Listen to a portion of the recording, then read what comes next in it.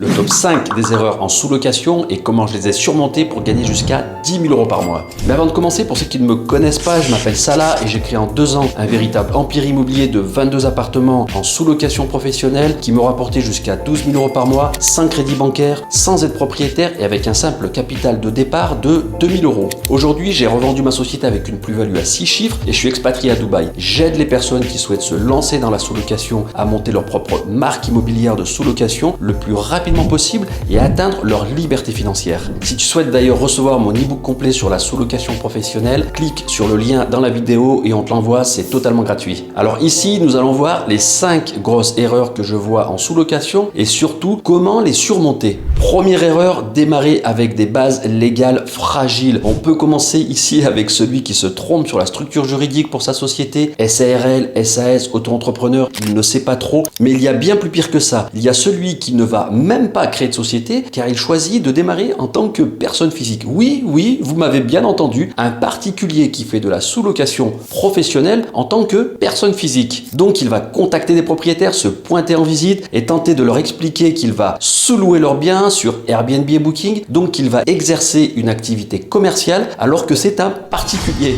Et ce qui devait arriver arriva au bout de 3 mois, il n'a toujours pas trouvé d'appartement et arrête la sous-location sans même l'avoir commencé en fait. Ce qui est vraiment dommage ici les amis, c'est qu'il a utilisé 3 ressources importantes pour 0 € de résultat. Il a perdu de l'argent, même si c'est très peu car la sous-location nécessite peu pour démarrer. Mais le plus important est qu'il a perdu du temps, deuxième ressource, et troisième et dernière ressource, il a perdu énormément d'énergie et ces 2 dernières ressources, tu ne peux pas les récupérer. On pourrait aussi citer d'autres exemples ici comme ne pas étudier la réglementation de ta ville en matière de location courte durée ou ne pas se soucier du règlement de copropriété de l'immeuble dans lequel se trouve l'appartement. La seconde erreur que je vois régulièrement, c'est prendre des appartements sans étude de marché et espérer qu'ils soient rentables. C'est-à-dire que super, tu as trouvé un propriétaire qui te fait confiance, mais tu ne sais pas combien va te rapporter cet appartement par mois. Tu ne connais pas le taux d'occupation, le chiffre d'affaires mensuel que tu peux espérer sur ce type de bien si tu es à tel emplacement. Donc tu n'as aucune idée de combien va te rapporter ce bien, ce qui veut dire que tu ne t'es même pas fixé d'objectif de cash flow mensuel pour cet appartement. Là les amis, il faut le dire, c'est quand même une grosse erreur car si tu avais fait une véritable étude de marché, que tu aurais utilisé de la data et un outil de rentabilité pour simuler ton cash flow mensuel, tu n'aurais alors pas pris cet appartement, mais l'autre appartement, celui que tu avais visité la veille mais qui ne t'avait pas emballé du tout, simplement par rapport à des critères purement subjectifs. Alors sois professionnel et utilise de bons outils, ceux qui te permettent dès le départ de trouver ton premier appartement rentable, mais selon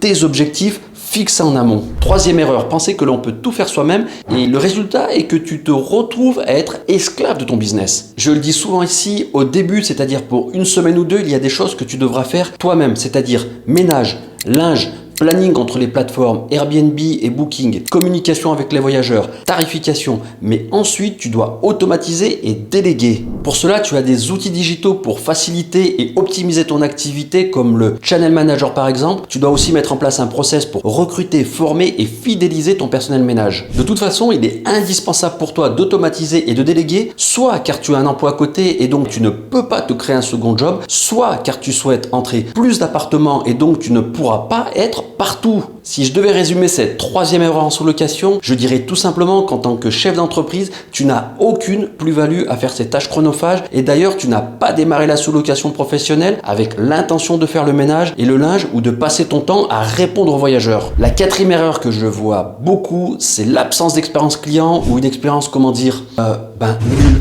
rien du tout.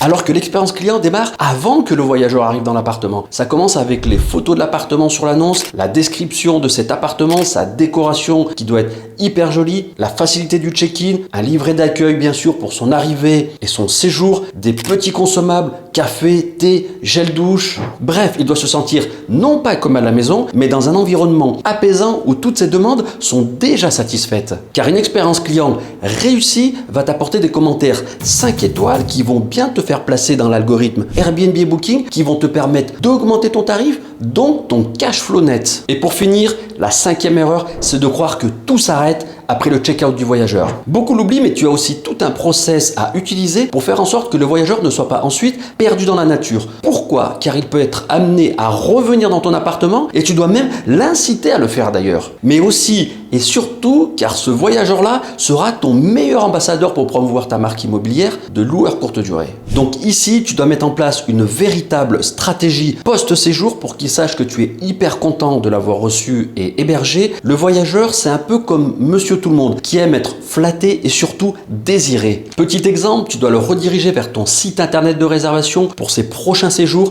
avec des offres commerciales attractives. Bref, tu dois le fidéliser, le capter et l'empêcher de réserver ailleurs que chez toi lors de ses prochains séjours. En tant que top loueur, on fidélise les meilleurs voyageurs. Je pourrais en citer d'autres, mais ce sont les principales erreurs que je vois de la part de ceux qui démarrent la sous-location professionnelle et notamment la location courte durée. Si je dois conclure, je dirais que le danger quand on démarre le business de la sous-location professionnelle, c'est de le préparer et l'exécuter à moitié ou de se dire que l'on peut zapper une ou des étapes essentielles et s'imaginer qu'on réussira. Ce n'est pas possible. La conséquence ici est que ton business sera un échec ou au mieux marchera mais au ralenti. Je m'explique. Comment peux-tu espérer obtenir les mêmes résultats que celui qui s'est formé auprès des meilleurs, qui a un mentor qui l'accompagne et une communauté autour de lui pour le motiver? Et à côté de ça, toi tu vas appliquer 50% de ce que lui a appliqué et tu penses réussir comme lui a réussi et dégager la même rentabilité? Tu sais que c'est pas possible. Tu me connais, je le dis souvent, tu feras donc ici partie de ces 80% qui vont grappiller 20% du chiffre d'affaires du marché de la location courte durée, laissant encore une fois aux 20% des top loueurs les 80% du marché. Et ça, je le vois tous les jours. Tous les jours, des gens me contactent et me disent que soit ils ne sont pas rentables sur leur appartement, soit ils y passent beaucoup trop de temps. On se rend bien compte ici qu'au sommet, au plus haut des erreurs, on retrouve un fait général, c'est le manque ou pire l'absence de formation en sous-location et en location courte durée. Si tu démarres sans formation, tu ne pars pas du tout avec les mêmes chances de réussite que celui qui s'est formé auprès des meilleurs. Si cette vidéo t'a plu, je t'invite à laisser un like et à t'abonner à la chaîne pour ne pas manquer les prochaines vidéos. Si tu as une question ou tu veux que j'aborde un certain sujet en particulier, fais-le moi savoir en commentaire. C'était Salah et je te dis à la prochaine.